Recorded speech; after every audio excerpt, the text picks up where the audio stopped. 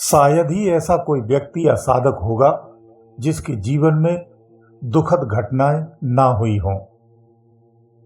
ऐसा व्यक्ति जरूर मिल जाएगा कि जिसके जीवन में सुखद घटनाएं नहीं हुई हैं, परंतु दुखद घटनाएं सबके साथ होती हैं।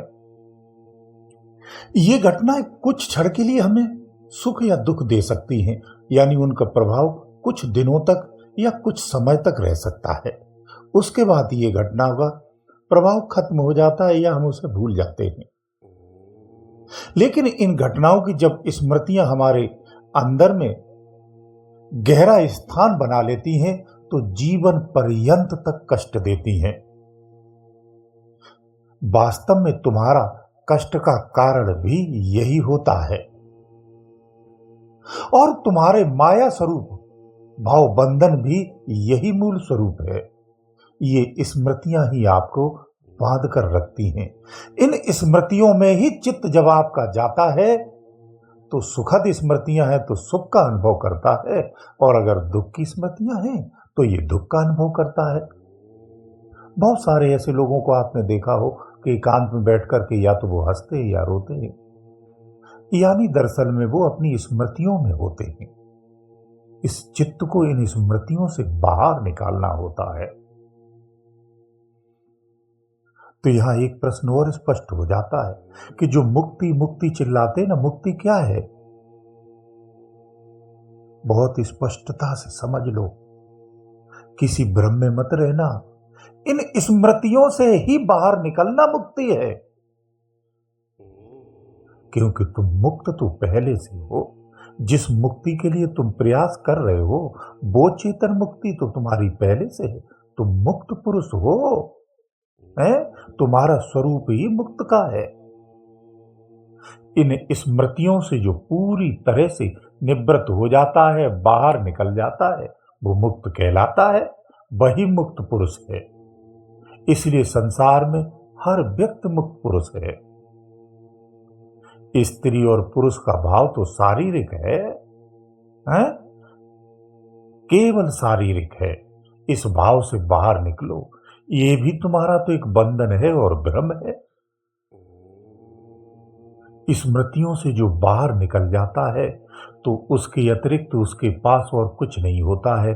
उसके अतिरिक्त उसके पास उसका परमात्मा होता है और कुछ नहीं होता है।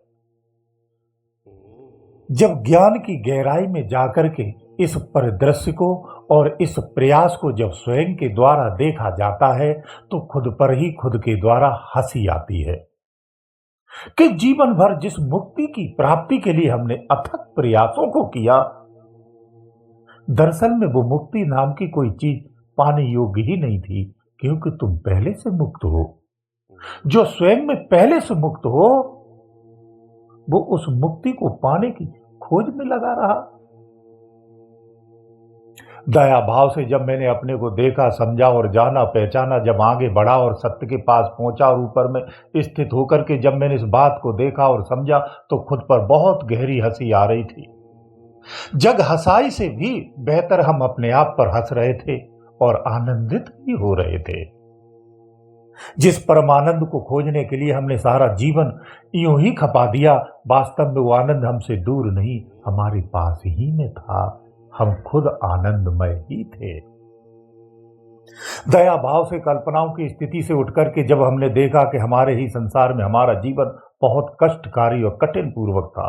यहाँ पग पग पर ज्ञान में भी भ्रम है, साक्षात्कार में भी भ्रम है, सत्य में भी भ्रम है। यह भ्रमयुक्त सत्य को दर्शाया जाता है, जबकि सत्य भ्रमयुक्त हो ही नहीं सकता है। ये यथार्थ है। कल्पनाओं की दुनिया से उठकर के जब शिखर के ठहराव में आकर के स्थित होती है तो समझ में आता है कि जिस ज्ञान विज्ञान और अज्ञान की आध्यात्मिकता में आप डूबे हुए थे, लॉजिक में डूबे हुए थे, सत्य तुम्हारे साथ पहले से था। खोज के युक्त ही नहीं था, खोज के योग्य ही नहीं था। हम उस भ्रम में थे कि मैं सत्य के मार्ग पर चल रहे हैं, लेकिन वास्तव में आप सत्य के मार्ग पर चलते हुए भी उस मार्ग पर ही थे जहां आप प्रारंभ कर चुके थे। उस रास्ते पर ही चलते हुए मार्ग को चल रहे थे। यही हमारा भ्रम था, लेकिन हमें सत्य का आभास हो रहा था सत्य का बार बार आभास हो रहा था और अंत में सत्य को पाया तो स्पष्ट हुआ कि वो भी सत्य भ्रमित था। ये बखान किसका है? ये बखान तुम्हारी आत्मा का है। ये आत्म बखान है। जो जागृत हुई आत्मा आपकी है, ये वो बखान कर रही है। ये यथार्थ है? यहां एक चीज स्पष्ट कर देता हूं, आप प्रारंभिक साधक हैं तो आपकी संगत उन लोगों के साथ नहीं होनी चाहिए जो परम अंधविश्वासी हैं। अंधविश्वासी लोगों से बचना चाहिए, क्योंकि अंधविश्वासी स्वयं का ही शत्रु होता है, तो तुम्हारा मित्र कैसे हो सकता है? और अगर आपका वो गहरा मित्र भी है तो सावधान हो जाओ, वो किसी भी क्षण आपका शत्रु भी हो सकता है और कोई भी आपकी क्षति कर सकता है। अंधविश्वासी भौतिक और आध्यात्मिक दोनों जीवन में वो दुखी ही रहता है, किसी उपलब्धि को नहीं पाता है। अगर उसे उपलब्धि मिल भी जाती है तो वो उस उपलब्धि का कोई लाभ नहीं उठा पाता है, क्योंकि मिलना न मिलना उसके लिए सब बराबर होता है।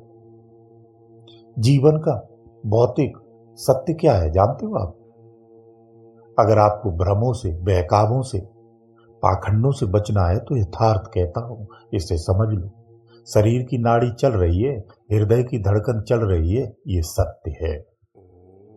इस शरीर को स्वस्थ रखना ये तुम्हारी जिम्मेदारी है। इससे आपका जीवन स्वस्थ रहेगा और सुखमय और लंबी आयु रहेगी, ये सत्य है। इस जीवन को, इस शरीर को और इस शरीर के जीवन को सुचारू रूप से चलाने के लिए एक उन आवश्यकताओं की पूर्ति के लिए आय की आवश्यकता होती है। वो तुम्हारे पास होना चाहिए, वो सत्यता के साथ होना चाहिए, पवित्रता के साथ होना चाहिए। इस शरीर को स्वस्थ रखने के लिए स्वस्थ भोजन और स्वस्थ सामग्री इसके लिए प्राप्त होनी चाहिए, ये तुम्हारी जिम्मेदारी है। ये तुम्हारा भौतिक जीवन है।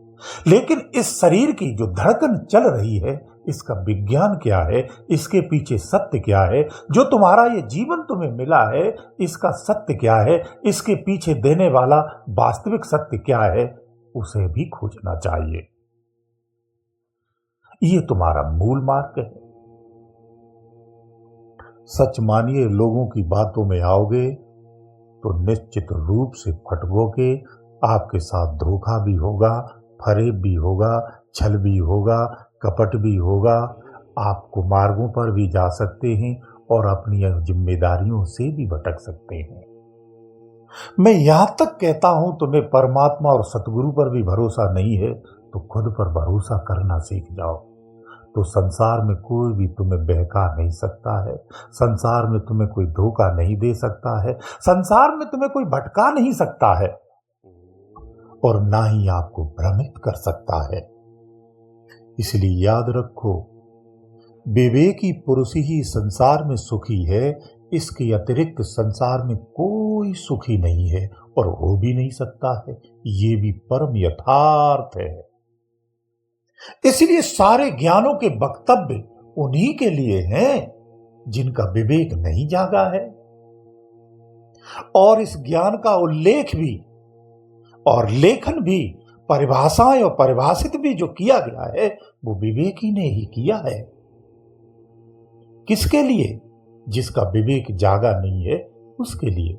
विवेक जागने पर फिर किसी भी ज्ञान की आपके जीवन में पहले जैसा फिर महत्व नहीं रहता है।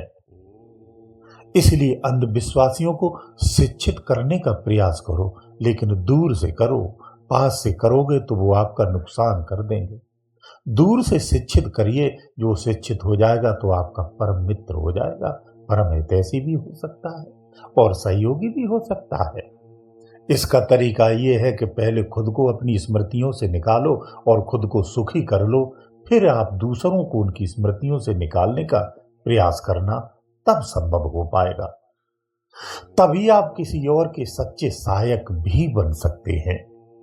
इसलिए अगर तुम विवेकी हो तो अंधविश्वासी तुम्हारे लिए दया का पात्र है, क्रोध का पात्र नहीं है, ये ध्यान रखना।